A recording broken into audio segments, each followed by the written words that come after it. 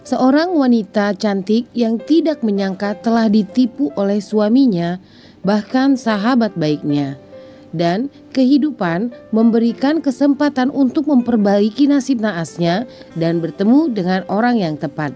Campuran cerita roman, fantasi, dan perjalanan waktu. Beginilah awal ceritanya.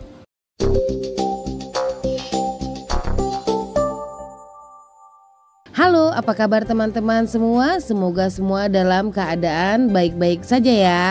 Jadi setelah Jiwon menikah dengan suaminya ini, dia benar-benar seperti kerja paksa, baik di rumah ataupun di kantor. Bahkan Jiwon sampai mendapatkan penyakit kanker. Begitupun keadaan Jiwon, mertua dan suaminya tidak peduli. Sempat-sempatnya bertanya, siapa yang masak kalau Jiwon sakit? Ini benar-benar lucu. Malah sebagai mertua malah berpikir dia harus tetap kerja seperti biasa. Jadi Jiwon gak usah memanja-manjakan penyakitnya. Itulah yang ada dalam ingatan Jiwon. Jiwon juga tidak tahu kalau teman baiknya yang mengatakan kalau dia itu ada belahan jiwanya Jiwon mengkhianatinya. Jadi ketika Jiwon tahu kalau keluarganya belum ada membayar biaya rumah sakitnya dan dia sudah mencoba menghubungi ke rumah, tapi tidak ada juga jawaban, akhirnya Jiwon memutuskan untuk pulang ke rumahnya. Jiwon menaiki taksi tersebut dalam keadaan hati yang hancur. Jiwon merasa pesimis dengan hidupnya yang kacau balau. Tetapi driver taksi tersebut terus mendukungnya. Bahkan dia bilang, ada jalan lain yang bisa kamu pilih.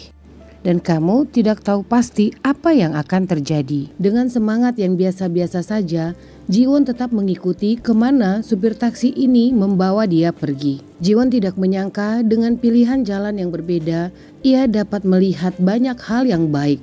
Dia melihat pohon sakura yang bersemi. Dan ini membuat Jiwon sangat senang. Jiwon sampai ke tujuannya dan membayar uang kepada supir taksi tersebut. Tetapi supir taksi tersebut mengatakan agar Jiwon mengambil uang itu kembali. Anggaplah itu uang saku dari ayahnya. Begitu Jiwon sampai ke rumahnya dan membuka pintunya, dia segera masuk dan menemukan dua pasang sepatu di situ. Dan dengan perlahan dia menuju ke kamarnya dan dia melihat pemandangan yang sangat-sangat mengejutkan dirinya. Bagaimana mungkin teman baiknya dan suaminya berada di dalam satu tempat tidur dan membahas tentang kematiannya, tentang uang asuransinya yang akan mereka belikan rumah, dan rencana-rencana jahat lainnya. Tentu saja ini membuat Jiwon mengamuk dan melempari barang ke arah pasangan yang tidak senonoh ini. Jiwon ingin melaporkan mereka karena penipuan asuransi. Tetapi benar kata suaminya, memangnya Jiwon bisa buat apa? Jadi walaupun teman baiknya mengatakan kalau dia menyesal, tapi dia berkata bahwa yang hidup harus tetap hidup. Ini maksudnya apa ya? Jadi ini membuat Jiwon sangat terluka dengan perkataan sahabatnya. Dia menarik tas sahabatnya dan mulai memukuli sahabatnya. Dan ini dilihat oleh suaminya dan segera ia mencampakkan Jiwon ke meja kaca sampai kaca itu pecah. Dan Jiwon pun jatuh dengan kepala yang berdarah. Ini merupakan akhir hidup Jiwon di tahun 2023. Sayup-sayup Jiwon masih mendengar perkataan suami dan sahabat baiknya. Bagaimana cara mereka ingin mengklaim asuransinya Jiwon. 안경은 안 쓰고 손에 왜 들고 있고?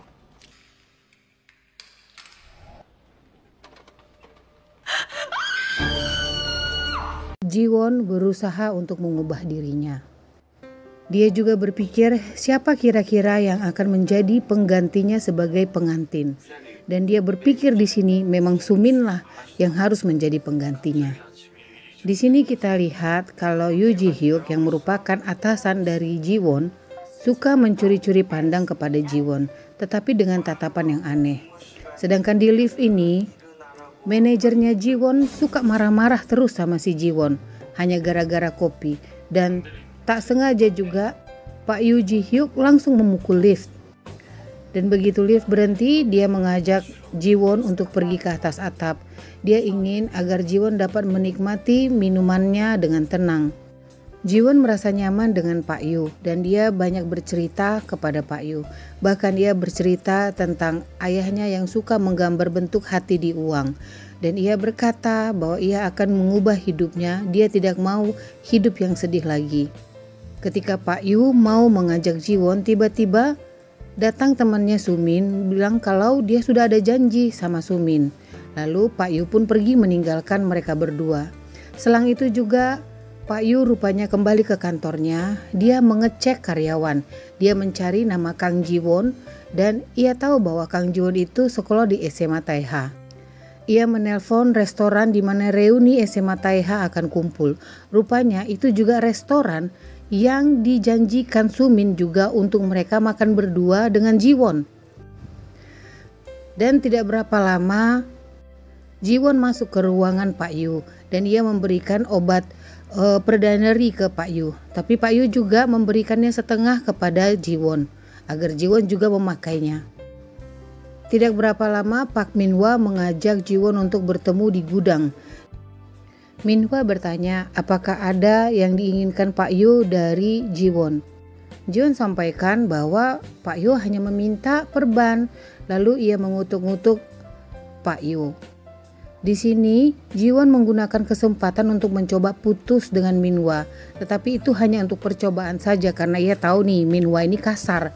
Jadi karena dibilangnya bercanda, Minhwa malah berusaha untuk melakukan pendekatan fisik dengan Jiwon. Dan itu Jiwon hampir saja memukulnya pakai tang kalau saja pintu gudang tidak dibuka oleh seseorang. Dan seseorang itu merupakan asisten manajernya Jiwon.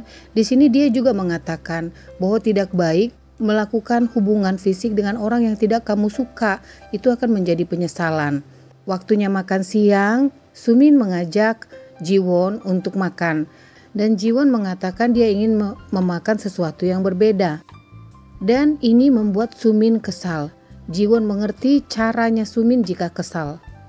Dan kali ini Jiwonlah yang mengakali ini semua supaya Sumin yang kena getah bukannya Jiwon. Di tempat lain, Jiwon bertemu dengan seseorang di toilet yang kebetulan butuh bantuan dan dia menolong hanya karena pembalut dan anak ini merasa senang berteman dengan Jiwon. Dia bilang kalau Jiwon itu sangat cantik, baik dan kalau tersenyum sangat cantik. Di sini Jiwon mengajak teman barunya itu untuk ikut makan bareng. Di tempat lain, Jiwon menjumpai seseorang yang pekerjaannya sebagai chef. Namanya Baekuno. Nah, dia bertanya apakah kamu lulusan SMA Taiha? Nah, kebetulan juga memang dia lulusan SMA Taiha. Kita kembali ke kantor. Di sini Jiwon berusaha menunjukkan hasil pekerjaannya kepada asisten manajernya agar asisten manajernya ini membaca dulu dan melihat. Tetapi itu sudah diawasi oleh Sumin. Dan Sumin berusaha untuk mengajak Jiwon untuk pergi, tetapi menolak bahwa dia ada janji dengan Minhwa. Lalu tidak berapa lama, asisten manajernya Jiwon menyerahkan kembali proposalnya itu kepada Jiwon. Dia bilang itu memang proposal yang bagus, tapi kita harus mengikuti aturan perusahaan. Di sini Jiwon juga menjelaskan bahwa manajer itu tidak melihat proposalnya. Sumin sendiri membuat ide dengan cara yang salah. Dia berusaha mendekati manajer dan dia mengatakan bahwa dia ingin menjadi pegawai tetap dan ada yang harus dilakukannya. Jadi dilihatnya juga kalau Jiwon dekat sama asisten manajer dan juga dengan anak yang baru itu membuat Sumin tidak nyaman. Dan karena tidak nyaman ini, dia bahkan merencanakan untuk proposal itu diambil alih oleh manajer dan mereka berdua mengembangkannya. Di lain tempat, di sini Jiwon mau pulang dan dia berpikir bahwa Sumin dan Minhwa sudah di apartemennya. Tetapi yang terjadi tidak sesuai dengan harapannya. Hampir saja Kang Jiwon bercinta dengan Pak Minhwa. Syukurnya tiba-tiba ada GrabFood yang nyasar. Jadi Jiwon sempat mengelak dan membukakan pintu untuk GrabFood itu. Dan dia menggunakan kesempatan itu untuk mendorong Minhwa keluar. dan ia membujuk dengan segala cara supaya Minhwa pergi dari apartemennya. Di sini kita lihat ada Ji-hyuk bersama temannya. Rupanya yang nganter pesanan ayam tadi adalah temannya Ji-hyuk. Sampai sekarang Ji-hyuk ini masih merupakan misteri. Bahkan dia juga menghubungi Baek Uno yang satu SMA dengan Ji-won dulu. Ji-hyuk berusaha membujuk Uno agar mau untuk menghadiri reuni SMA tahun ini. Walaupun Uno disalahpahami dengan Ji-hyuk, dipikirnya Ji-hyuk itu mungkin gay. Ya, jadi Ji-hyuk berharap Uno datang ke reuni itu nantinya dan meluruskan kesalahpahaman antara mereka di masa lalu. Uno bertanya, siapakah yang akan diuntungkan kalau dia datang? Dan Ji-hyuk menjawab, kalau Ji-won lah yang akan diuntungkan dengan kedatangan Uno nantinya. Pindah ke tempat lain, Ji-hyuk di sini lagi berbicara dengan kakeknya. Kakeknya berharap dia menikah dengan seseorang dari keluarga yang elit, sudah pasti. Ya karena Ji-hyuk akan mewarisi grup JNK. Tapi Ji-hyuk bilang dengan tegas bahwa dia sudah mempunyai orang yang ia sukai. Kira-kira siapa ya? Tapi memang sih sosok Ji-hyuk ini masih terkesan misterius. Kakeknya memang berharap pernikahan itu terjadi antara konglomerat dengan konglomerat. Tetapi Ji-hyuk bertahan bahwa dia sangat menginginkan pernikahan dengan orang yang dia sukai. Jadi di sini Ji-hyuk cukup keras kepala sehingga kakeknya ini menyuruh asistennya untuk mencari tahu siapa sih kira-kira perempuan yang disukain oleh Ji-hyuk. Kakeknya juga gak merasa nyaman, kenapa ya tiba-tiba Ji-hyuk ini seperti itu. Memang Ji-hyuk kesannya sangat memperhatikan Ji-won. Ji-hyuk berusaha untuk memperhatikan, mungkin terkesan juga jadi seperti stalker atau memata-matai Ji-won tentang apa yang dilakukannya di reuni itu. Dan Ji-hyuk cukup terkejut ketika melihat Ji-won dengan rambut yang baru dan tidak pakai kacamata. Dan di situ juga ada Uno. Uno ini karena memang dia waktu itu dibujuk oleh Ji-hyuk supaya menjumpai mantan teman-teman SMA-nya dulu dan mungkin akan jumpa dengan Ji-won. Uno berpikir untuk datang walaupun ia teringat dengan kenangan pahit dulu. Sehingga itu menimbulkan trauma terhadap dirinya dan membuat dia tidak mau berkencan. Sampai bosnya pun juga heran. Loh, tumben kamu mau pergi. Tapi bosnya juga mendukung. Kita tahu kalau Ji-won sudah punya teman yang baru dan dia suka berbicara dengan Ji-won. Dia anak yang sangat ceria dan dia ingin sekali membantu Ji-won untuk merubah penampilannya. Maka mereka pergi ke salon, diambil juga baju yang bagus, semua serba yang bagus dan yang baru. Ji-won sendiri tidak percaya kalau itu adalah dia. Dia menjadi orang yang sangat berbeda dan dia kelihatan sangat cantik dan siap untuk berangkat reuni. Sehari sebelum reuni, Sumin menelpon Ji-won mengenai proposalnya yang sudah ditolak oleh manajernya. Dia mau Ji-won memberikan proposalnya untuk Sumin perbaiki. Tetapi Ji-won ingat di masa lalu dia mengiyakan semuanya yang diinginkan Sumin. Kali ini dia tidak melakukannya. Dia ingin agar Sumin menghargainya. Bahkan di kantor juga. Ji-won menjelaskan, posisi kita beda loh, teman ya teman, tapi aku punya jabatan, jangan memerintahku seolah-olah posisi kita itu sama. Ji-won sangat lega, dia mengatakan apa yang diinginkannya. Tetapi Sumin berpikir sebaliknya, ini tidak baik. Dia berpikir untuk memberi pelajaran pada Ji-won supaya menjadi anak yang patuh lagi. Akhirnya hari ini pun tiba. Sumin sudah menghubungi Ji-won agar segera datang. Sebenarnya di masa lalu Ji-won tidak tahu kalau itu adalah reuni. Tetapi karena dia sudah kembali ke 10 tahun kemudian, dia tahu ini seperti jebakan yang dibuat oleh Sumin dan membuat Ji-won menjadi orang yang benar-benar hina. Dan di mata teman-temannya, orang yang baik hati itu akan tetap Sumin. Tapi Sumin tidak tahu apa yang akan terjadi. Sumin sangat terkejut dengan kehadiran Ji-won dengan wajah yang tanpa kacamata, dengan rambut pendek dan gaun yang indah. Semua orang terpukau ketika Ji-won masuk ke dalam restoran tersebut. Sumin tetap berlaku polos sehingga teman-temannya akan tetap berpikir seperti dulu bahwa Ji-won lah yang selalu mengekori Sumin. 지원아. 와, 따라섰나 보네. 은희님, 제 거 하고 가세요.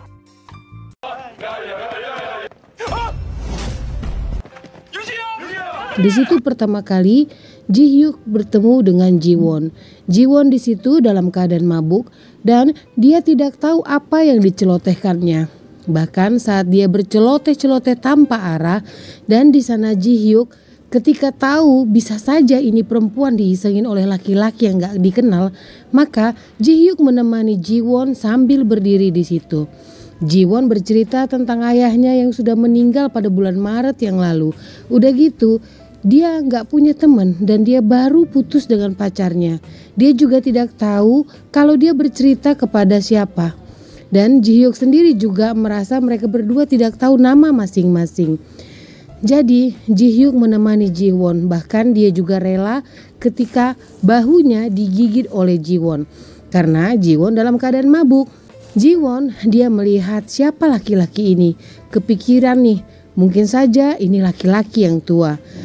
Mereka pergi ke taman, mereka duduk di sana. Bahkan di situ juga Ji Won kembali lagi berbicara tentang ayahnya. Dan Ji Hyuk bilang, iya sudah, kamu sudah cerita. Jadi di sini Ji Won cerita, oh ibuku sudah meninggal 3000 hari yang lalu bla bla bla seperti itu. Dan rupanya di tahun 2005 ini juga, rupanya Ji Won juga sudah menceritakan kalau dia punya teman namanya Sumin. Dan Sumin itu sangat cantik, sangat baik, dan Ji Won merasa seperti pecundang kalau dia berada di dekat Sumin. Ji Won juga merasa kalau pacarnya itu sangat suka dengan Sumin karena dia selalu memandang Sumin dan tersenyum pada Sumin. Dan Ji Won memperhatikan itu. Ji Won tahu Sumin itu baik dan cantik dan dia satu-satunya temannya, jadi Ji Won tidak dapat berbuat apa-apa. Jadi dia merasa sangat buruk seperti pecundang besar. Ji Hyuk bilang, kalau kamu merasa seperti itu ya bagusan kamu jauhin dia dong. Tetapi karena bagi Ji Won Sumin itu sudah seperti keluarga, maka dia tidak punya siapa-siapa lagi. Baik ibu, baik ayah, bahkan dia tidak punya saudara. Ji Won berpikir Sumin adalah tempat pijakannya dan dia hanya memiliki Sumin di dalam hidupnya. Lalu tidak sengaja di sini Ji Hyuk juga bercerita kalau dia sudah tidak punya ibu lagi. Dia mempunyai ibu tiri dan punya anak. Di sini malah Ji Won mengatakan, wah berarti kamu beruntung dong. Seharusnya kamu pikirkan dong ayahmu memulai hidup yang baru, berarti dia bahagia. Mereka saling bercerita. Ji Won dan Ji Hyuk merasa happy sampai pagi mereka tertidur. Baru kali ini bagi Ji Won dia harus mempertahankan posisi pertama. Dan dia pun juga tidak mau menyerah dengan Sumin kali ini. Bahkan Ji Won menjambak habis Sumin sampai kesakitan. Tetapi di situ pun juga ketika Ji Won berbalik pergi, dia berpikir, aduh kasihan, aku telah melukai Sumin. Rasa yang seperti ini yang ada dalam diri Ji Won membuat ia pun kembali dikerjai oleh Sumin. Rupanya Sumin juga tahu kalau Ji Won akan kembali ke sana. Dengan begitu Sumin langsung menjambak Ji Won. Dia mengambil juara satunya itu, tapi sungguh salah besar. Dia mungkin berpikir bahwa Ji Won akan mengalah. Ji Won benar-benar akan mengambil haknya kembali, bahwa dia tidak akan menyerah hal yang baik dari dirinya lagi kepada orang lain. Sehingga disinilah akhirnya Ji Won mendapatkan juara satu dan dia berhak tidur di karavan. Ini membuat Sumin sama sekali tidak senang. Dia memandang Ji Won dengan sinis dan dia kelihatan sangat marah besar saat semua memberi selamat kepada Ji Won. Dan ketika Ji Won pergi untuk mencuci tangannya, Sumin mendatangi Ji Won dan berkata-kata yang tidak baik kepada Ji Won. Lalu Sumin menyiramkan air ke punggung Ji Won dan Ji Won berkata, kau kenapa seperti itu? Ini semua karena Sumin tidak terima kalau dia itu tidak menang. Dan di sini Ji Won bilang kalau aku sudah tidak menyukaimu lagi. Aku baru saja mulai membencimu. Aku tidak suka dengan kepribadian yang selalu barangku kamu mau. Sumin malah berkata, kan kau yang biasanya membiarkannya. Lalu Ji Won berpikir, oke, ini terakhir kalinya. Aku akan menikah dengan Minhwa dan aku enggak bisa selamanya dekat dengan kamu. Jadi jangan ungkit-ungkit semuanya.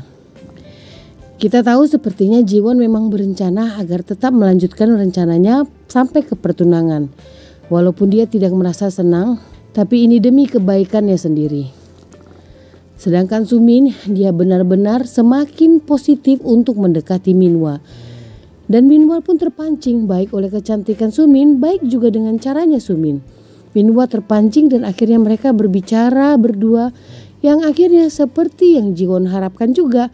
Akhirnya mereka berdua bertindak di belakang Jiwon. Lalu mereka mengatakan apa karena alkohol dan akhirnya mereka berdua ya gitu deh. Dan itu dilihat oleh Jiwon dari kejauhan. Bagaimana Sumin dan Minhwa mengkhianatinya. Ini membuat hati Jiwon sangat sedih, tapi dia membiarkan itu terjadi.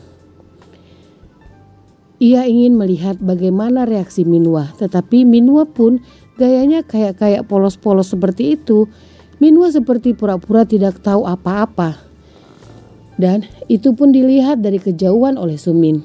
Sumin juga mengingat bahwa Minhwa bilang jangan kasih tahu sama Jiwon. Kan Jiwon teman dekatmu, kita harus hidup realistis. Sumin tidak terima dan tentu saja dia akan membuat gerakan lainnya. Di saat Jiwon berusaha untuk tetap dekat dengan Minhwa, di situ juga Sumin berpikir apa yang harus dilakukannya. Jiwon sendiri pun juga sudah punya teman curhat, bahwa dia akan mengatakan segala sesuatunya apa yang dilakukannya di situ. Dan Ji-hyuk selalu menjadi teman ceritanya. Pada saat ini mungkin Sumin lagi berpikir apa yang harus dilakukannya. Dia mencucuk-cucuk mukanya Jiwon yang ada di foto. Dan mungkin juga dengan bersamaan seperti itu, dia juga berpikir apa yang harus dilakukannya. Jiwon juga mengatur agar mereka berdua pergi untuk pengetesan makanan yang ada di Jolmart. Dan sebelum mereka pergi, Sumin ini memberi sebuah kertas, sebuah surat.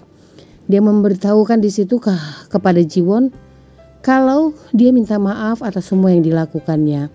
Aku gak tahu perasaanmu bla bla bla segala macam, dan Jiwon sungguh tersentuh dengan perkataan yang ada dalam tulisan Sumin itu. Jadi Jiwon sendiri hampir sempat goyah, tetapi Jiwon tunjukkan surat itu kepada Ji-hyuk, dan ketika Ji-hyuk membacanya dia langsung dia pintar menulis ya. Sedangkan Jiwon masih rapuh di situ. Nah, kita kembali ke Jolmart. Sumin berusaha untuk tetap memancing Minhwa. Sepertinya dia mengusahakan bagaimana supaya Minhwa itu jatuh cinta padanya. Jadi pada saat mereka persiapan untuk melakukan eksperimen makanan, Minhwa seperti mengikuti Sumin karena Sumin seperti memancing-mancingnya terus. Jadi ketika Sumin melakukan cara-cara seperti ini, ada yang ketinggalan di mobil yaitu pemberitahuan untuk alergi bahan-bahan makanan tertentu. Mereka berdua malah asik di gudang dan dia menulis sesuatu di buku untuk ditunjukkannya kepada Minhwa. Mereka masuk ke ruang area pegawai dan di situ Sumin memancing-mancing terus Minhwa. Dan selama mereka ada di dalam ruangan staf itu, terjadi sesuatu di Jolmart.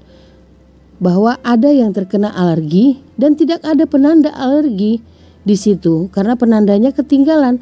Dan Minhwa jelas tahu kalau ini salahnya Sumin, tapi dia diam saja. Minhwa terpaksa harus membayarnya itu dengan uang pribadi. Karena dia gak mau perusahaan tahu dan dia berpikir aman kok. Nanti aku dari uang sahamku aja deh aku bayarin semuanya. Rupanya sahamnya bermasalah. Dan karena dia tidak mau kalau Sumin tahu bahwa dia itu sedang benar-benar bangkrut, dia mengatakan, oh iya aku jatuh cinta padamu.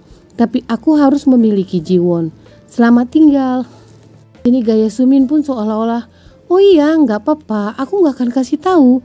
Tetapi pada saat pesta untuk memberi cincin kepada Jiwon dan Jiwon menerimanya, si Minhwa ini memberi barang palsu. Sedangkan Sumin berpikir, aku akan mengambil pria ini darimu. Rupanya acara lamaran Minhwa yang cukup mewah itu tidak lepas dari campur tangannya Ji-hyuk. Memangnya siapa lagi yang tahu tentang Spring Day, bahkan juga kucing orange itu yang tergambar di langit. Kecuali Ji-hyuk juga dengan Jiwon. 어떻게 이런 생각을 다 하셨어요? Jadi si Minhwa ini sedang mencari lamaran di sebuah aplikasi. Dan ia melihat itu, wow kok mahal-mahal banget ya. Dan tiba-tiba saja datang Ji-hyuk dan memanggilnya ke kantor. Inilah mungkin juga menjadi keberuntungan Minhwa juga kali ya. 이로요? Jadi abang Ji-hyuk ini memberikan atau meminjamkan sebuah villanya untuk membuat acara ulang tahun Jiwon meriah. Nah, gak tahu kita ya entah sengaja atau enggak, Minhwa itu merasa dia superior, dia ingin mematahkan hatinya Ji-hyuk. Dan dia mengatakan, oh iya aku biar sekalian melamar si Jiwon di sana. Jadi dia cukup berbangga hati di atas Ji-hyuk. 청혼할 계획입니다. Itulah awal mulanya terjadi acara lamaran yang cukup mewah. Karena itu berbarengan yang paling utama adalah untuk ulang tahunnya Jiwon. 아직도 나 용서 못했어? Nah, ketika Jiwon lagi berada di tepi pantai, di situ Sumin mendatangi dia dan dia memohon maaf. Tapi karena Jiwon seolah-olah tidak memperdulikannya, ia melakukan seperti taruhan pada dirinya sendiri. Ia melompat ke dalam air yang dimana Jiwon juga tahu kalau dia itu tidak bisa berenang. Rupanya ini hanya untuk menarik rasa simpati Jiwon sehingga Jiwon itu ikut nyebur untuk menyelamatkannya. Tetapi yang terjadi malah Sumin menariknya lebih dalam lagi. Untunglah di sini Ji-hyuk melihat semuanya dan ia segera berlari menyelamatkan Sumin, begitu juga dengan Jiwon. Jiwon sungguh sangat ketakutan. Setelah kejadian itu Sumin pura-pura lemah tetapi dia malah ada di tempat tidurnya Minhwa. Dia merayu Minhwa lagi, sedangkan Jiwon dia berbagi kepada Ji-hyuk. Dia mengungkapkan segala ketakutannya kepada Ji-hyuk. Lalu Ji-hyuk membawanya pergi ke tengah lautan dan di situ mereka merayakan ulang tahunnya yang paling indah setelah sekian lama berlalu. 진심으로 생일 축하해요.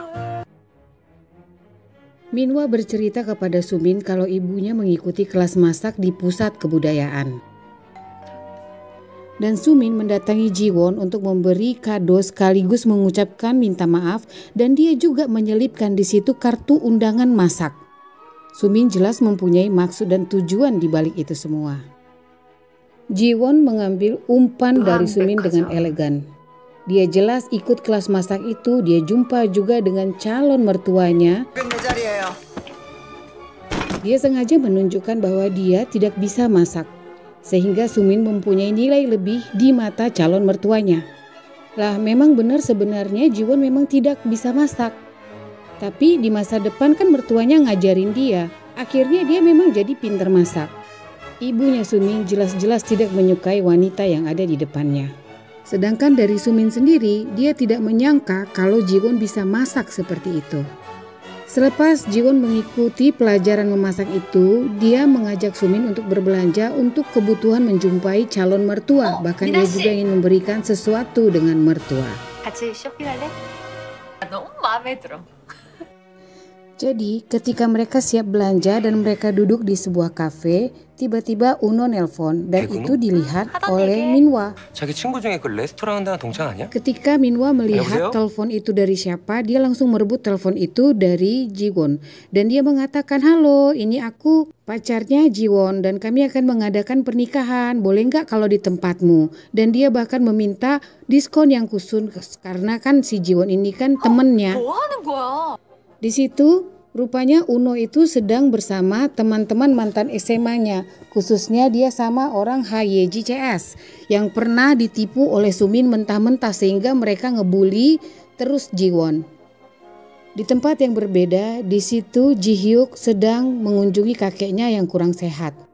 Kakeknya tahu apa saja yang dilakukan oleh Ji-hyuk, tetapi Ji-hyuk langsung memeluk kakeknya dan dia mengatakan maafkan aku ya kakek, karena memang kakeknya tidak tahu apa-apa kalau sebenarnya Ji-hyuk ini pun juga dari masa depan.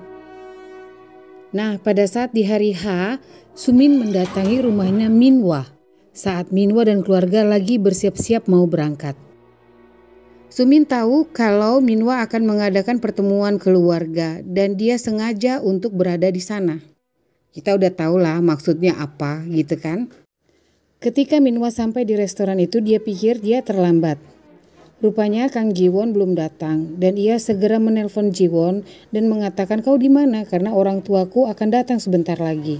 Dan begitu orang tua Minhwa datang, gak berapa lama Jiwon juga datang dan semuanya terkejut, bahkan Minhwa juga terkejut. Jiwon memakai baju hitam yang super mini, bukan yang mereka belanjakan kemarin.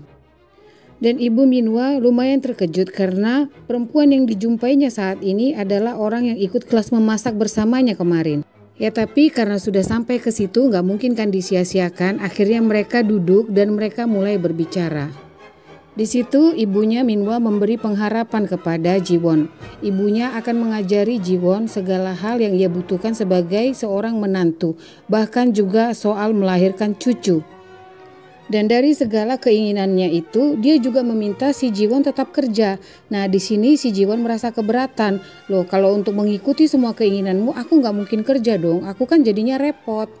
Baik Minwa juga kedua orang tuanya terkejut dengan cara Jiwon menjawab itu. Tetapi yang membuatnya lebih parah lagi adalah ketika ibunya Minwa menyinggung soal ayahnya Jiwon.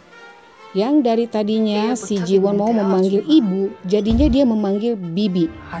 Jiwon tidak terima ibunya Minwa mengatakan hal yang tidak baik tentang almarhum ayahnya. Di sini akhirnya Jiwon memutuskan dia untuk membatalkan pernikahan. Dan ini membuat semua keluarga terkejut. Minwa mengejar Jiwon. Dan di situ juga dari jauh kita lihat ada Baekuno. Nah, yang tidak disangka di sini Minwa memancing amarah Jiwon sampai Jiwon akhirnya membanting Minwa ke tanah.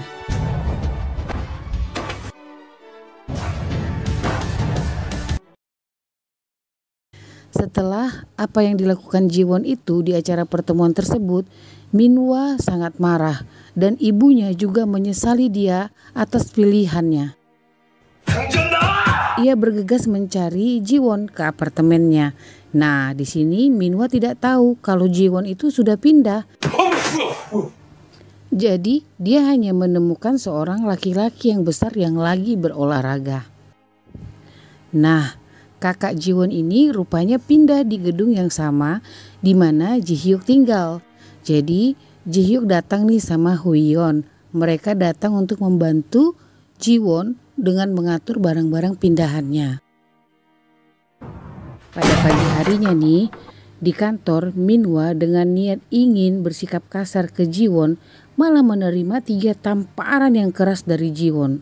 Sambil Jiwon mempermalukannya di depan teman-teman rekan-rekan kantor kalau Minwa berselingkuh. Dan itu memang karena si Jiwon menemukan bukti sebuah underwear yang seksi berwarna merah. Walaupun yang sebenarnya Jiwon hanya memalsukan bukti. Sepertinya Jiwon tahu ya kalau si Minwa sama Sumin sempat bercinta di mobilnya Minwa. Sumin juga mendengar hal itu. Dan dia berpikir kayaknya dia nggak ada meninggalkan CD-nya di situ deh. Jadi ia mengajak Minwa ke atas dan ia berbicara di sana dengan Minwa.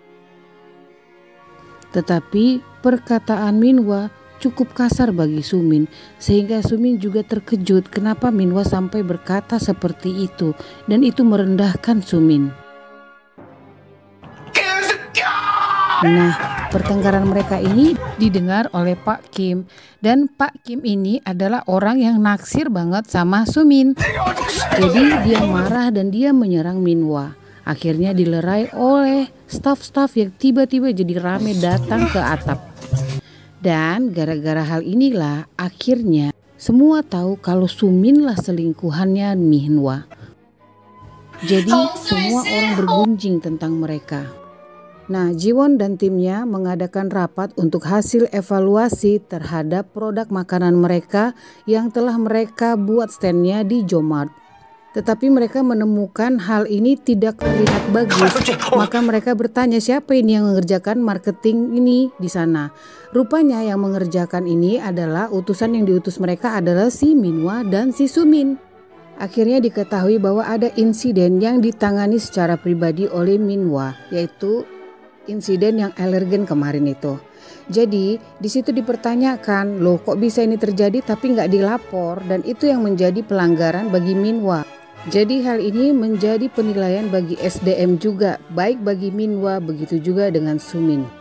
Kurang apa lagi kan, sudah ada pembicaraan tentang perselingkuhan, ini menggunakan jam kerja untuk selingkuh.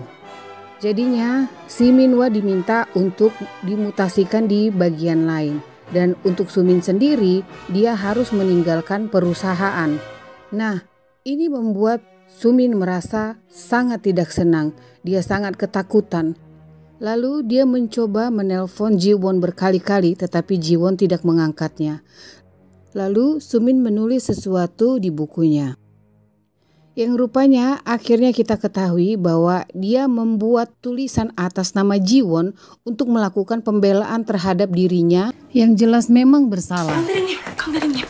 Kita tahu itu karena bapak yang kena alergi itu datang ke kantor dan mencari Jiwon, dan di situ Jiwon malah dipukul oleh istrinya. Untung Jiwon tetap tenang, begitu banyak rame orang di sekitaran itu karena kebetulan di lobi kan. Lalu Jiwon meminta kepada bapak dan ibu itu apa buktinya kalau itu dia. Dan begitu bapak itu menunjukkan buktinya, Jiwon jadinya malah senyum sendiri. Karena itu ada surat yang difotokan itu semua memang seperti tulisannya tapi bukan dia yang nulis. Begitu dilihatnya si Sumin mau pergi, dia panggil, sini kamu. Jadi dibawa inilah yang harusnya minta maaf sama kalian. 정수민 거기서! Lalu si Jiwon juga memeriksa handphonenya Sumin baru menyerahkannya ke bapak ibu itu. Dan di situ akhirnya bapak dan ibu itu minta maaf kepada Jiwon. Sedangkan si Sumin setelah dia melakukan minta maaf, dia berusaha membela dirinya. Bahkan sampai akhirnya dia mengatakan kalau dia lagi hamil. Wow, luar biasa. Ini malah semakin menjadi bulan-bulanan bagi para staf yang bekerja di UNK Foods. Dan Park Minhwa yang ada di situ juga merasa terkejut. Dia tidak menyangka bahwa Sumin akan hamil karena berhubungan dengannya. Minhwa yang lagi kalut mendengar kabar seperti itu pergi minum-minum. Dan saat dia di situ banyak sekali pesan masuk yang menagih-nagih hutangnya. Sampai ia pas saat mabuk pun ada yang nangkap dia pun gak ngeh. Begitu dia tersadar dia bertanya, kalian siapa?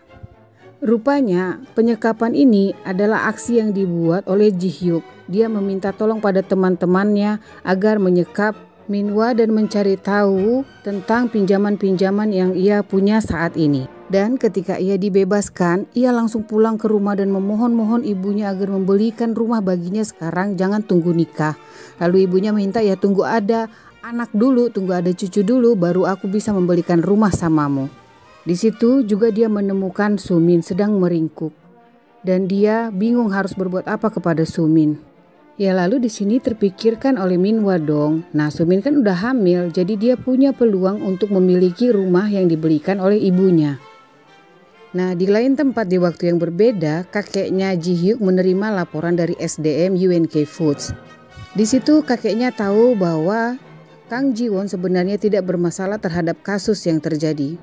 Jadi dia meminta untuk berjumpa dengan Jiwon. Dan pada saat dia pertama kali berjumpa dengan Jiwon, dia cukup kagum. Jiwon merupakan pribadi yang cukup tegas. Nah ketika Ji Hyuk tahu kalau Jiwon lagi ada di rumah kakeknya dan dia memang juga lagi di situ kan, Ji Hyuk segera berlari. Dia berpikir apa kakeknya akan mengatakan sesuatu yang tidak baik. Dia cukup tegang dan ketika itu dilihatnya kakeknya dengan Jiwon, rupanya tidak ada terjadi apa-apa. Dan dia cukup lega dengan hal ini. Dan Jiwon sendiri melihat reaksi Ji Hyuk seperti itu, dia pun juga menenangkan Ji Hyuk. Lalu mereka berdua pergi ke tempat Ji Hyuk latihan tembak dan Jiwon ingin mencoba juga untuk ikut latihan yang digemari oleh Ji Hyuk ini. Nah di pagi yang cerah ini Huion ada di rumah Jiwon. Nah di situ ketika si Uno nelpon, si Huion ini berpikir oh karena itu cinta pertamanya si Jiwon berarti mereka having a good relationship gitu kan. Karena kan sudah selepas dari Minhwa seharusnya Jiwon juga kan bisa bersatu dengan cinta pertamanya. Nah jadi akhirnya si Huion ini seperti mendorong-dorong Jiwon untuk pergi bersama Uno. Lalu dengan rasa tidak enak hati ya akhirnya si Jiwon juga tetap pergi jalan-jalan dengan Uno. Nah ketika si Huion ini memberitahu ke abangnya, muka abangnya cembetut aja. Jadi si Huion ini tetap cerita-cerita ke abangnya, wih aku buat mereka berdua jalan bareng loh, si Unho sama si Jiwon. Jadi pada saat makan es krim gitu, si Huion minta bagilah bang es krimnya. Nah langsung aja dibelah dua tuh ember sama si Ji Hyuk kan, baru dikasihnya ke Huion. Huion tidak menyangka kalau reaksi abangnya akan seperti itu. Kita kembali ke Uno sama Jiwon. Uno dan Jiwon sangat menikmati waktu kencan mereka berdua. Tetapi ketika dia berjalan-jalan di ice skating juga bersama Uno, yang dia pikirkan adalah Ji Hyuk. Jadi pas Uno sudah mengantar dia pulang, ia menyatakan semua perasaannya dan Jiwon juga terbuka untuk semua yang dikatakan oleh Uno. Lalu mereka berpisah dan di situ Jiwon melihat Ji Hyuk menunggu berdiri di depan gedung mereka. Di sini Jiwon bilang, ayo kita masuk, ada yang mau aku bicarakan. Dan akhirnya mereka masuk dan mereka berbicara. Jiwon khususnya berbicara. Dia mengatakan apa yang menjadi perasaannya terhadap Ji Hyuk. Lalu apa yang terjadi? Ya seperti itu deh. Jiwon sudah mengakui perasaannya pada Ji Hyuk, tetapi bagi Ji Hyuk sendiri ketika itu dia nggak mau sampai kelepasan. Dia ingat akan terjadi kecelakaan yang membuat dia akan meninggal dan itu berarti dia akan meninggalkan Jiwon juga. Sehingga ini membuat dia untuk mengusir Jiwon keluar dari apartemennya. Dan ini membuat si Jiwon sedih walaupun dia sudah bilang aku tidak akan menyesal, tetapi Ji Hyuk tetap saja mengantarnya pergi keluar dari apartemennya. Tetapi mereka akan berbaikan kembali. Jadi karena si Ji Hyuk tidak masuk kantor karena kemungkinan dia sakit nih, akhirnya si Jiwon memberanikan diri untuk mengetuk pintu apartemennya si Ji Hyuk. Tetapi karena gak ada jawaban, hanya suara kucingnya aja, si Jiwon ini jadinya khawatir dan dia akhirnya masuk ke apartemennya si Ji Hyuk. Dan di situ dia melihat kalau si Ji Hyuk lagi terduduk. Ji Hyuk kelihatan lemas walaupun dia sudah memanggil dokter. Dan di situ tanpa sengaja Ji Hyuk juga menceritakan tentang dirinya kepada si Jiwon. Ya, pada intinya akhirnya dia dengan si Jiwon menjalin sebuah hubungan dan mereka itu sangat bahagia. Jadi malu sendiri nengok tingkah mereka berdua, senyum-senyum di kantor, balas-balas pesan, janjian jalan bersama, makan berdua, mereka sangat bahagia. 부장님 하고 싶은 거요. Nah, di lain tempat nih, si Sumin bersama juga Minhwa bertemu dengan mamanya Minhwa. Nah, di sana mereka membahas soal pernikahan. Walaupun mamanya Minhwa tidak setuju karena semuanya terkesan terburu-buru, tetapi akhirnya mamanya berpikir ya udah nggak apa-apa. Di sini baik si Minhwa berbohong tentang Sumin, Sumin juga berbohong tentang Minhwa. Jadi mereka berdua ini sama-sama saling membohongi. 거짓말? Jadi kita tahu kan apa incerannya si Minhwa. Minhwa itu mau kan mamanya itu belikan dia rumah. Yang terjadi adalah dia itu harus sewa rumah selama 2 tahun sebelum rumah itu dijadikan buat dia. Bahkan untuk tempat bulan madu mereka juga gak bisa kemana-mana karena kan si Sumin hamil katanya. Dan untuk Sumin bahkan gaun pengantin juga undangan itu semua serba ibunya. Jadi Sumin gak bisa buat apa-apa sesuai dengan kehendaknya. Dan ketika dia mengirim surat undangan ke Jiwon, Jiwon itu memberikannya ke Ji Hyuk. Dan tahu nggak Ji Hyuk? Ji Hyuk memberikannya ke SDM. Dan SDM menyebarkannya sampai seluruh kantor tahu. Begitu Minhwa tahu itu tersebar, dia sangat marah ke Sumin. Nah, sebelum berangkat ke acara pernikahannya si Sumin, Ji Hyuk memberikan kalung kepada Jiwon dan itu digunakannya untuk pergi ke pernikahan itu. Jadi ketika si Jiwon jumpa sama Minhwa, dia memberikan amplop kepada Minhwa. Lalu ketika si Jiwon menjumpai Sumin, dia tidak mau berfoto dengan Sumin dan ia memberikan tas pink yang ada samanya dan dia berkata terserah mau Sumin miliki atau mau Sumin jual. Nah, di situ datang juga mantan-mantan teman SMA mereka seperti Uno dan juga tiba-tiba datang juga YJCS nih. Nah, YJCS ini benar-benar deh niatnya memang mau kayak ngerusak party gitu. Tapi kata Uno itu merupakan cara mereka minta maaf untuk Jiwon. Karena mereka terlalu percaya Sumin sehingga mengabaikan fakta yang sebenarnya. Begitu siap acara, Jiwon dan Ji Hyuk langsung pulang. Nah, ketika mereka pulang ini sampai ke tempat apartemen mereka, nampak wanita yang sangat elegan yang datang menjumpai mereka. Rupanya itu adalah tunangannya Ji Hyuk. Oh, bukan. Mantan tunangan Ji Hyuk. Jiwon mengenal Sumin dan betapa Jiwon sangat mempercayai Sumin. Jadi pasti tidak terbayang bagaimana sakit perasaan Jiwon ketika Jiwon menghadapi kematiannya setelah mengetahui hubungan gelap antara suaminya Minhwa dan sahabat baiknya yang biasanya Sumin bilang belahan jiwaku. Jadi wajar ketika diberi kesempatan baru, Jiwon ingin merubah nasib buruknya. Nah, tetapi setelah Sumin berhasil menikah dengan Minhwa, Jiwon shock karena harus berhadapan dengan tunangan ataupun mantan tunangannya Ji-hyuk. Jiwon sangat dilema dan memutuskan berpisah dengan Ji-hyuk. Walau Ji-hyuk tidak bisa melakukan apapun. Ji-hyuk tidak dapat melakukan pembelaan diri. Dan Oyura sendiri adalah pribadi yang angkuh. Dia menjumpai Jiwon dan dia menghina Jiwon. Tetapi Jiwon bukanlah orang yang mudah dikecam lagi. Oyura diketahui kasar dan suka mengintimidasi orang-orang, terutama jika ada perempuan yang dekat dengan Ji-hyuk karena ia mengakui Ji-hyuk sebagai miliknya.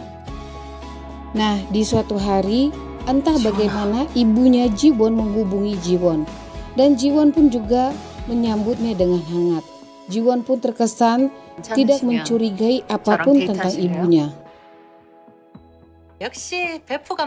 Lalu, sang ibu tidak sengaja menyebut tentang pacarnya yang kaya.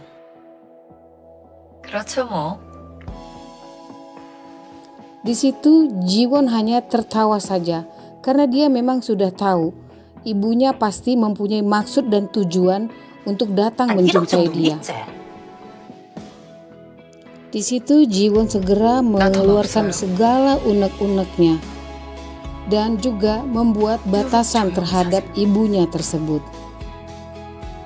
Kali ini musuh Jiwon bertambah satu, yaitu Oyura. Oyura sepertinya ingin menghancurkan Jiwon dengan menggunakan Sumin dan Minhwa. Oyura mengirim dokumen secara rahasia yang menyatakan Ji-hyuk itu anak orang kaya, yaitu penerus UNK Food. Dan begitu Sumin membacanya, ini membuat Sumin ingin balas dendam karena Jiwon benar-benar membuat Sumin tertipu sehingga Sumin menikahi Minhwa dan ia benar-benar menikahi seorang sampah. Jiwon yang sangat lelah dan sedih, ia pergi ke klub judo. Mungkin dia pengen latihan di sana, tetapi di luar pintu dia lihat ada Ji-hyuk.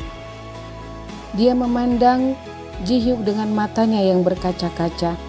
Dan ketika Ji-hyuk melihatnya kembali, dia segera berlari. Dia pergi dan mengunjungi makam ayahnya. Di situ dia banyak menangis dan banyak berbicara kepada ayahnya.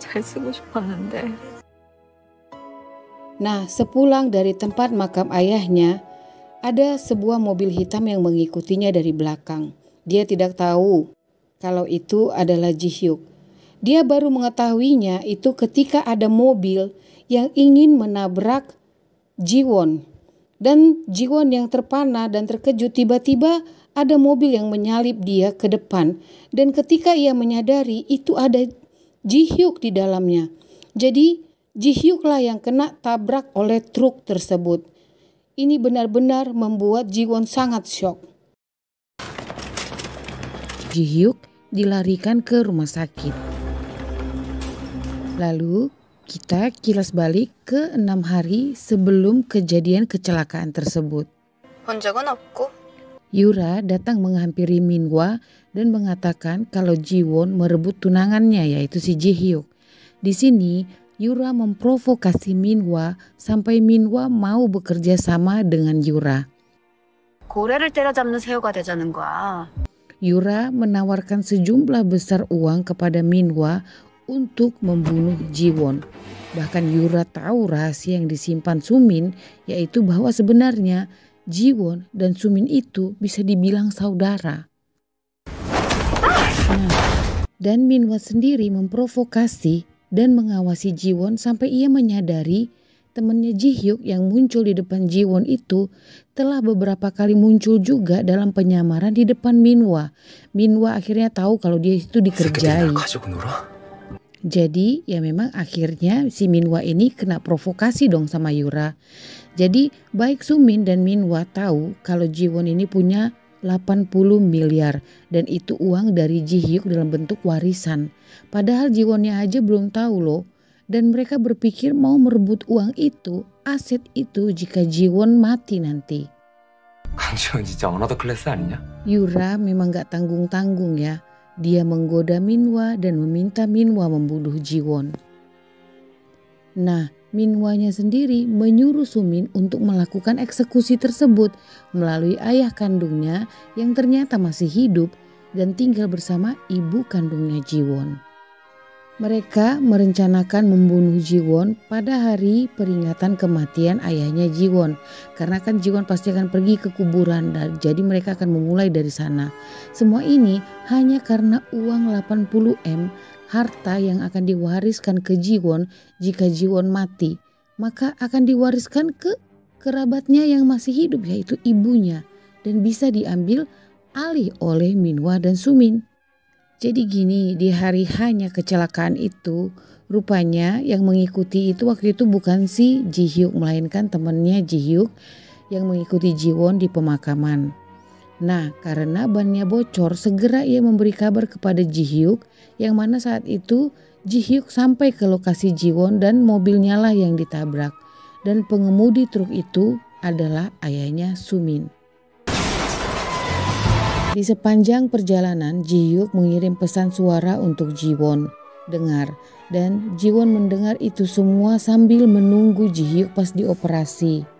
좋아요. Dan hati Jiwon juga sangat sedih. Jadi kabar kegagalan membunuh Jiwon membuat semua panik. Baik Yura, baik juga Minwa, baik juga Sumin. Bahkan sepertinya itu juga Sumin menyalahkan semuanya kepada Jiwon. Jadi ayahnya Sumin ini pergi lagi meninggalkan dia. Begitu juga dengan ibu kandungnya si Jiwon ini pergi. Ketika Jiwon melihat tangan kanannya Ji Hyuk yaitu manajer SDM sedang pergi karena ada yang memberitahu sesuatu padanya, ia menguping pembicaraannya. Dari sini dia tidak percaya kalau Sumin adalah dalang di balik kecelakaan tersebut. Dia heran Sumin apa bisa melakukan hal seperti itu. Segera Jiwon meminta bertemu dengan Sumin dan Sumin ketika bertemu dengan Jiwon dia juga tetap jago berbohong. Sampai akhirnya Sumin menunjukkan warna aslinya dan dia menceritakan kalau ayahnya adalah selingkuhan ibunya. Sumin membenci Jiwon sejak saat itu karena ayahnya Jiwon sangat menyayangi Jiwon dan Jiwon bisa bermanja-manja dengan ayahnya. Sedangkan Sumin diperlakukan ibunya dengan cara yang berbeda. Jadi dari kecil, dari umur 14 tahun itu, Sumin ingin merebut semua hal yang baik yang ada dalam hidup Jiwon.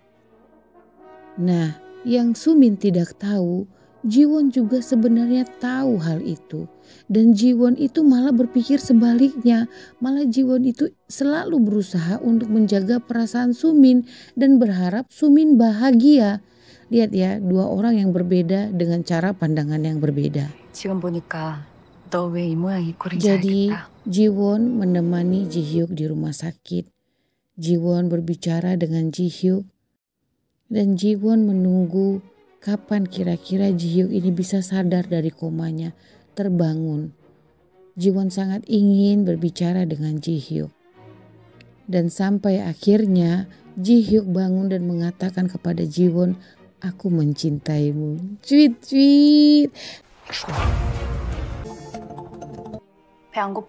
Akhirnya Ji Hyuk sudah keluar dari rumah sakit dan Jiwon yang merawatnya. Di sini mereka sempat bicara tentang Yura. Ji Hyuk meminta agar Jiwon hati-hati terhadap Yura, Sumin, dan Minwa. Jadi Ji Hyuk juga berusaha mencari tahu apa saja pergerakan Yura sambil menikmati perawatan yang dilakukan oleh Jiwon terhadapnya. Sedangkan Yura berusaha mencari Jo Man-sik yaitu ayahnya Sumin dan Hui Suk, ibunya Jiwon yang bersembunyi entah di mana. Yura mau memberangkatkan mereka berdua ke Tiongkok. Tetapi tujuan yang sebenarnya adalah kali ini dia ingin membunuh supaya tidak ada bukti untuk kejahatan yang Yura lakukan. Ibu Yang sepertinya dia menerima nasib buruknya Jiwon, baik itu kanker perut dan perselingkuhan suaminya. Nah, karena Jiwon sudah seperti teman baik bagi Ibu Yang, ia menolong Ibu Yang ini. 회사에 친구가 있으니까 그런 거죠. Ketika mereka akhirnya menjebak suaminya sama selingkuhannya ada di apartemen, suaminya itu masih bisa berbohong dan mengelak. Walaupun sudah tertangkap, tapi masih bisa dia berpura-pura mengelak. Bahkan ruang kejadian yang terjadi pada Jiwon dulu dengan meja kaca itu juga sama. Suaminya tidak mengaku semudah itu, tetapi di sini Ibu Yang mau berjuang untuk keluar dari kehidupannya yang tidak baik ini. Dan atasannya, Pak Lee yang merupakan tangan kanannya Ji Hyuk, mau menemani Ibu Yang untuk melewati proses-proses hukum yang harus dilakukan. 운명에 옮겨간다는 Karena hal 게 itu cukup mengganggu hati Jiwon, Jiwon akhirnya berpikir dia harus membuat si Minhwa selingkuh. Akhirnya Jiwon minta izin ke Ji Hyuk kalau dia harus membuat Minhwa selingkuh karena memang dia tidak akan memperdulikan istrinya sama seperti yang ia lakukan padanya dulu. Walaupun berat, Ji Hyuk menyetujuinya. Akhirnya mereka main drama-dramaan di depan Minhwa. Di sini sih Jiwon mulai berpura-pura mendekati Minhwa lagi. Dengan bodohnya juga Minhwa memakan umpan itu karena dia tahu sih Jiwon ini punya aset 80M. Jadi ketika Minhwa dan Jinwon pergi berduaan, Sumin juga berjumpa dengan Mr. Park yang suka samanya dulu loh. Mungkin mau cari tahu tentang Jiwon dan Minhwa. Dan Pak Park pun mengingatkan Sumin agar hati-hati. Karena bagaimanapun Jiwon dan Minhwa pernah pacaran 7 tahun. Dan mereka juga di dalam kantor yang sama. Ketika Jiwon dengan kepura-puraannya untuk meyakini Minhwa, Jinwon minta pada Minhwa untuk bisa meninggalkan Sumin. Karena kan ayahnya sudah mencoba untuk membunuhnya. Ini membuat hati Minhwa melambung tinggi dan memeluk Jiwon sebelum pergi. Lalu sesampainya di rumah Minhwa, dia minta cerai dengan Sumin. Alasannya karena Sumin tidak lagi dalam keadaan hamil, jadi tidak ada yang harus dipertahankan. Dan Sumin curiga kalau Minhwa itu mau balikan lagi dengan Jiwon.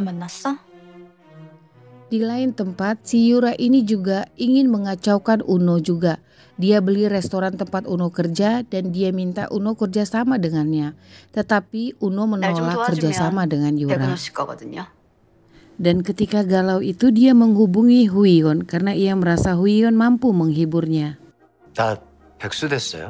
Dan memang perusahaan mereka saat itu lagi butuh chef untuk pemasaran produk mereka. Jadi pas di kantor dia jumpa juga dengan Jiwon dan Uno bercerita apa yang terjadi. Dan Jiwon menceritakan hal ini ke Ji Hyuk. Rupanya Ji Hyuk lagi ketemuan dengan pengawalnya Yura agar ia bisa memilih mau bekerja sama dengan dia atau dengan Yura. Nah, dari pengawalnya inilah Ji Hyuk tahu kalau Minhwa sudah punya selingkuhan. Dan kita tahu kan siapa selingkuhannya. Di situ juga Ji Hyuk menitipkan sepatu merah dan juga permen warna-warni untuk diberikan kepada Yura. Kita tahu kan apa arti sepatu dan permen warna-warni itu. Setelah itu dia segera mengabari Jiwon. Dan Jiwon pun akhirnya berhenti bermain dengan Minhwa. 앞으로도 계속 파이팅하세요. Di tempat yang lain, Yura dan pengawalnya sudah membuat Pak Mansik dan Ibu Huisuk seperti melakukan bunuh diri di dalam mobil. Di waktu yang sama, Sumin menelpon Yura. 여보세요? 오유라입니다. 정수민이라고 합니다. Nah, sebagai ending dari episode 14 ini, Jiwon yang tinggal sendirian di kantor karena ada pekerjaan yang baru diselesaikannya, Jiwon diteror oleh Minhwa. Minhwa tidak terima atas perlakuan Jiwon kepadanya. Di situ Jiwon berusaha melarikan diri sambil menunggu Ji Hyuk datang. Jiwon sangat ketakutan, bahkan akhirnya Minhwa mencekik Jiwon dengan keras dan akhirnya membuat Jiwon menutup matanya dan 정수미 때문에 유라 씨가 피곤하지 않게 너 아니면 내가 죽어야 되는데. untung saja Ji Hyuk segera datang dan segera membawa Jiwon ke rumah sakit walau Jiwon memutuskan untuk pulang ke rumah. 본인이 원했어. Nah, di lain tempat rupanya Ji Hyuk dan Minhwa berada di dalam tahanan polisi sampai akhirnya Ji Hyuk dikeluarkan dari situ. Sedangkan yang mengeluarkan Minhwa adalah Yura karena Minhwa menelpon Yura untuk meminta pertolongan. Setelah keluar dari penjara, Ji Hyuk segera menghampiri Jiwon di kediamannya dan menenangkan hati Jiwon karena Jiwon masih dalam keadaan syok dan ketakutan.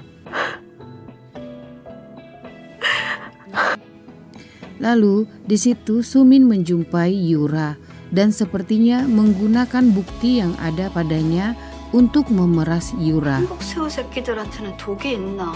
어떻게 이렇게 주제 파악을 못하고 까불까? Sehingga hal ini membuat Minhwa ingin membunuh Sumin yang ternyata bukan hanya karena Yura saja, tetapi karena banyaknya hutang yang harus dibayar oleh Minhwa, apalagi ketika ia ketahuan kalau rupanya selingkuhannya adalah Yura. 누구든 진짜 어이가 없네. Yang membuat Minhwa tidak mau menunda lama-lama untuk menghabisi Sumin. Jadi dengan bersegera ia ingin menghabisi Sumin, terlebih lagi karena ia juga mendapat polis asuransi dari UNK yang dapat menguntungkannya jika Sumin sebagai pasangannya itu meninggal dalam kecelakaan. Yang jelas kalau Sumin meninggal, di situ Minhwa akan mendapatkan cukup banyak uang. Sayangnya yang terjadi adalah malah Minhwa yang mati didorong oleh Sumin dengan cara yang sama ketika Jiwon mati di masa depan waktu itu. Sedangkan Sumin sendiri sudah melarikan diri dari lokasi tersebut. Jadi Yura ini pasti akan dalam keadaan terjepit. Apalagi setelah Ji Hyuk memperkenalkan Jiwon secara langsung ke kakeknya sebagai orang yang Ji Hyuk sukai. Dengan ini, Yura tidak boleh lagi dengan bebas melangkah ke rumah kakeknya Ji Hyuk. Asli hal ini benar-benar membuat Yura semakin kesal. Nah, di bagian ending kita ditunjukkan Sumin dalam busana serba hitam dengan memakai topi hitam mengawasi apartemen tempat tinggalnya Jiwon dan Ji Hyuk. Yura diinterogasi oleh jaksa, tetapi dengan mudah dia dapat keluar karena kurangnya bukti. Nah, di parkiran kantor polisi, kakeknya Ji Hyuk meminta Yura menyerah dan melepaskan semua jabatannya dan bergabung saja jadi relawan di Afrika. Dan jika Yura sudah menjadi pribadi yang lebih baik, Yura boleh kembali. Itulah tawaran kakeknya Ji Hyuk kepada Yura. Tetapi niat baik kakeknya Ji Hyuk pun ditolak oleh Yura, sehingga bukti yang tak terbantahkan muncul di hadapannya. Ini juga karena bantuan asistennya Yura. 정만식 씨가 등장했으니 입장을 좀 다시 듣고 싶은데요, 오유라 씨. Di rumah kakeknya Ji Hyuk, mereka berempat makan bersama dan sangat gembira. Di situ ada kakeknya Ji Hyuk, Jiwon juga dengan Huion. Dan Ji Hyuk dan Jiwon mereka lanjut lagi makan bareng di apartemen mereka bersama beberapa pasangan lainnya. Sedangkan di tempat lain, Sumin memberi pengencer cat yang kita tidak tahu itu untuk apa. Nah, malam itu saat hujan turun, ada yang mengetuk pintu Jiwon dan rupanya itu Sumin. Di sini Sumin langsung menyetrum Jiwon, mengikatnya dan menyiramkan pengencer cat itu di apartemennya Jiwon. Sumin tidak percaya dengan reaksi Jiwon karena bersikap sangat tenang. Nah, di sini dengan mudah juga Jiwon mematahkan serangan Sumin dan akhirnya Sumin ditangkap polisi. Itu semua sudah Ji Hyuk dan Jiwon antisipasi sebelumnya. Bagaimana dengan Yura? Dengan bukti hidup yang tidak terbantahkan, Yura bermaksud melarikan diri ke luar negeri. 비행기표 내놔. Tetapi ketika Yura hendak berangkat dan dia menaiki mobilnya, ia mengalami kecelakaan dan meninggal. Nah, dengan meninggalnya Yura, tanda hati warna biru yang ada di dada Ji-hyuk menghilang. Akhir yang bahagia buat semuanya. Ji-hyuk melamar Ji-won di tempat bertahun-tahun yang lalu pertama kali mereka berdua berbaring di rerumputan hijau, dan mereka juga menikah dan memiliki anak kembar, dan beberapa tahun kemudian melahirkan seorang anak lagi. Marry My Husband berakhir dengan happy ending. Thanks for watching 여러분. Jangan lupa subscribe, like, dan komen ya. Sampai jumpa.